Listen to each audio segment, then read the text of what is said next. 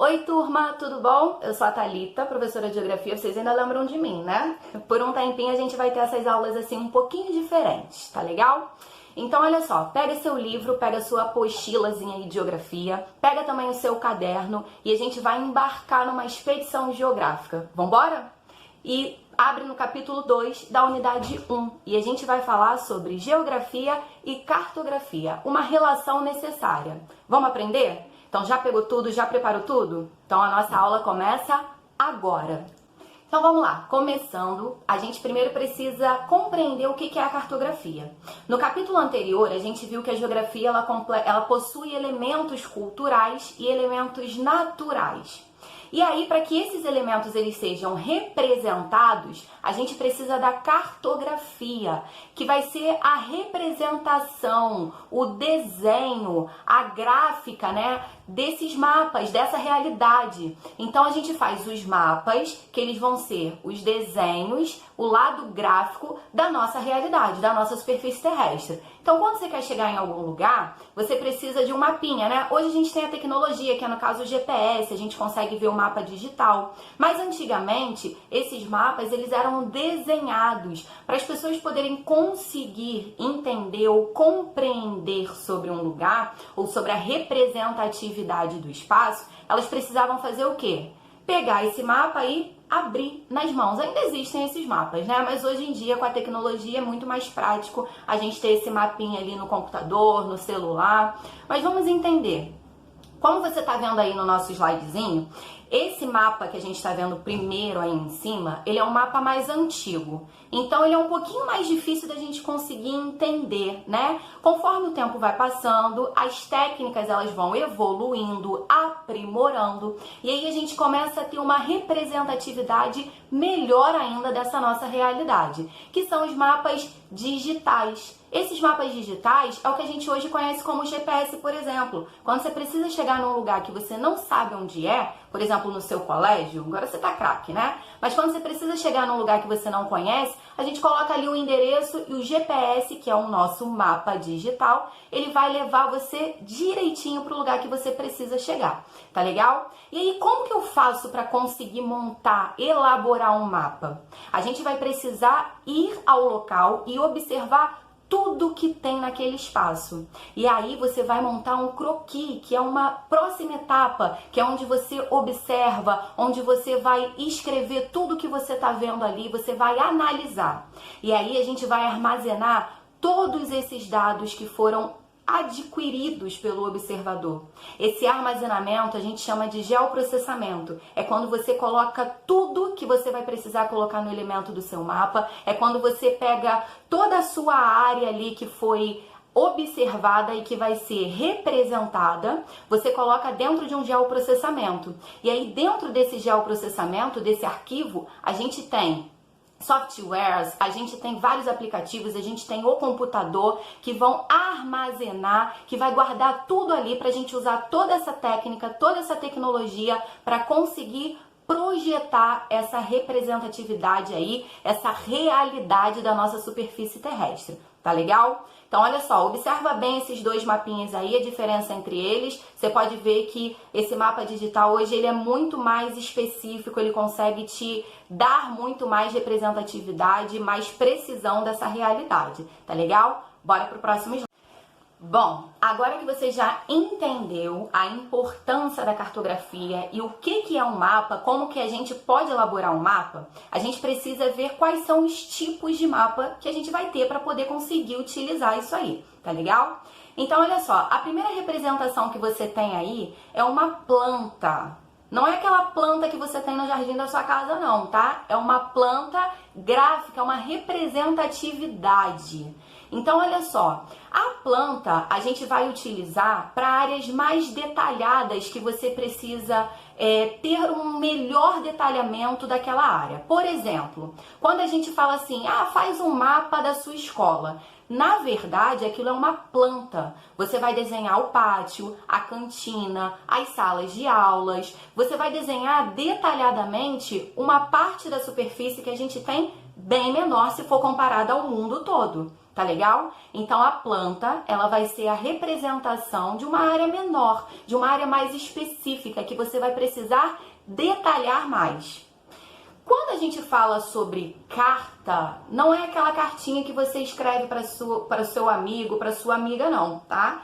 Carta é um tipo de mapeamento de representação que a gente vai fazer para poder colocar distâncias, calcular de um ponto para o outro. Quando você fala, por exemplo, de ruas, de um bairro para o outro, a gente precisa fazer a distância, a gente precisa calcular de um local para o outro, a distância que a gente tem, o mapeamento desses locais dentro do espaço. Então, quando a gente faz esse tipo de representatividade, que você precisa ter o cálculo de uma distância de um ponto até o outro, a gente chama de cartas. A gente também vai ter os mapas turísticos. Os mapas turísticos, por exemplo, é essezinho aí que você está vendo, que é um exemplo da cidade do Rio de Janeiro, são mapas que eles vão mostrar os pontos turísticos, ou seja, os pontos que você tem dentro de uma cidade para poder que chamam a atenção dos turistas. Então, quando você vai viajar, você pega esse mapinha e aí você consegue identificar de uma forma melhor quais são os pontos mais frequentados, os pontos mais atrativos daquela cidade, para você poder ir lá e visitar. Então, os mapas turísticos, eles são mapas que vão evidenciar, pontuar, mostrar de uma forma melhor os pontos turísticos daquela cidade, para quando você for a essa cidade, você saber exatamente quais são os pontos mais frequentados por aqueles turistas, aquele local, né, que a gente está vendo representado ali. Agora, uma outra representatividade é essa aqui, ó, que você tá vendo aqui, ó, opa, do meu ladinho aqui, tá legal? Que é o que a gente chama de globo terrestre. O globo terrestre é a forma de representação mais parecida que a gente vai ter, tá? Com maior exatidão, vamos falar assim. Então, a forma de maior representatividade que chega mais perto do planeta Terra, tá legal? Que tem mais exatidão, que é mais parecida, é a melhor forma de representar, é esse aqui, ó, o nosso globinho terrestre, tá legal? Até por conta do formato, ele consegue ser mais exato no que a gente está falando sobre o nosso planeta Terra. Deu para entender os tipos de mapas? Então agora a gente, ó, vai pular. Então, olha só, a gente já viu sobre os tipos de mapas, mas a gente tem que entender que os mapas, eles podem ter temas também, que são chamados mapas temáticos. Eles podem ser chamados de físicos, quando eles vão representar elementos da natureza nesse mapa, tá legal? Pode, por exemplo, assim como o nosso mapinha que está representado aqui no slide, um mapa dos climas no Brasil. Ele pode também ser um mapa de elementos humanos, que é quando a gente fala sobre a demografia, ou seja, a distribuição da população sobre o território. Se você vai ter em algum estado mais pessoas, se você vai ter em outro estado bem menos pessoas, porque a gente sabe que em cada estado do Brasil, em cada região, a gente tem um número de habitantes diferente. Então, algumas pessoas vão preferir morar no Sudeste, outras no Norte. E aí, esse mapinha demográfico, a gente vai estar representando também essa distribuição da população. Ou as pessoas que vão migrando de um estado para o outro, que resolvem morar em outro lugar, tá legal? Mas a gente também vai ter um outro tipo de mapa, que é um mapa chamado de econômico, que a gente vai ter ali representado nesse mapa todas as atividades econômicas que a gente tem naquele lugar. No Brasil, por exemplo, a gente vai ver em cada estado o tipo de produção. O estado que vai ter produção mais industrial, um outro estado que de repente a economia dele é mais voltada para a criação de animais, outro estado que de repente pode ter uma produção mais voltada para a agricultura, produção de soja, de algodão. Então é essa distribuição da economia, da forma de produção, por exemplo, que a gente tem dentro de um país, como o Brasil, tá legal? E a gente também vai ter um outro tipo de mapa. Esse outro tipo de mapa a gente chama de mapa político. O mapa político é esse mapa que a gente está acostumado a ver da distribuição do Brasil, tá legal? Os estados brasileiros, a forma de administrar o país. Então, quando você vê um mapinha do Brasil, você vê a divisão das regiões e a divisão dos estados que a gente vai ter dentro do nosso país. Rio de Janeiro, São Paulo, Rio Grande do Sul, todos esses estados. É esse mapinha que você está vendo aí. A gente chama esse tipo de mapa político, tá legal? E por último, a gente tem um mapa chamado de geopolítico. Tá vendo esse mapa aí no finalzinho, que parece que ele tá meio deformadinho? A gente chama isso de anamorfoses. É quando você não vai ter uma representação perfeita, ela é cheia de irregularidades. Isso, irregularidades. É como se ela fosse projetada de uma forma com imperfeições. Por quê? Porque o objetivo não é representar perfeitamente os contornos e o desenho de cada continente, mas sim representar todo o planeta, todos os continentes e os países juntos, de forma que a gente mostre a relação entre eles. Então, o objetivo principal é só demonstrar blocos econômicos, relações econômicas, relações culturais entre esses países, e não a representatividade exata do desenho e do contorno deles, tá? É só uma questão mesmo política sobre a relação entre esses mapas. E aí a gente chama de mapa geopolítico por conta das anamorfoses. Tudo bom? Então, olha só, no próximo slide a gente vai falar sobre como elaborar, quais são os elementos que não podem faltar no mapa de jeito nenhum. Vamos lá?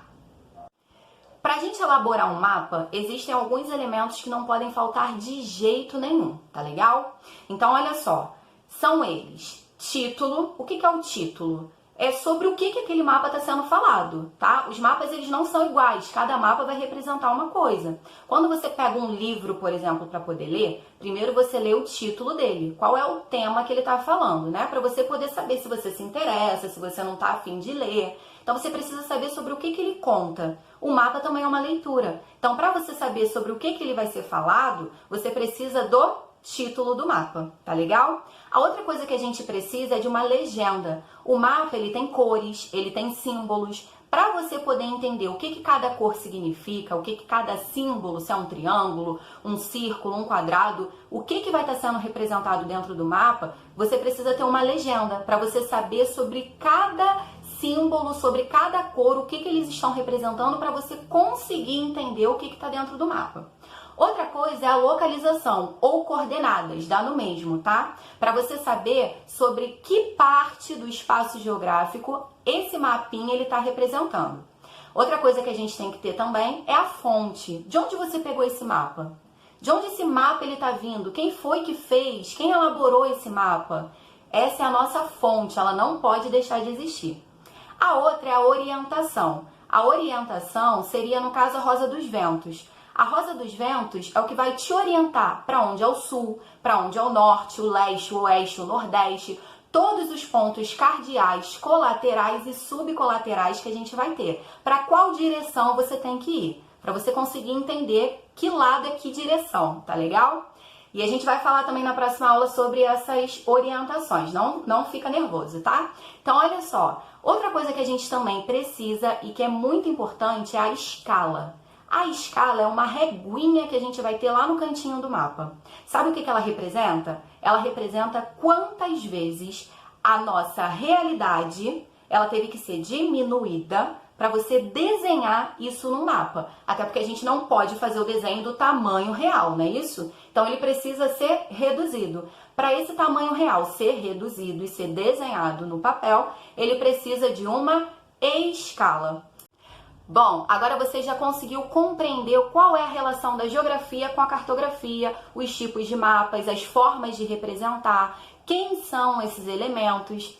Então, a partir de agora você vai fixar com todos os exercícios que foram mandados, tá legal? E numa próxima aula a gente continua falando ainda mais sobre essa relação da geografia e da cartografia. Até a próxima aula, tô esperando vocês, hein? Beijo!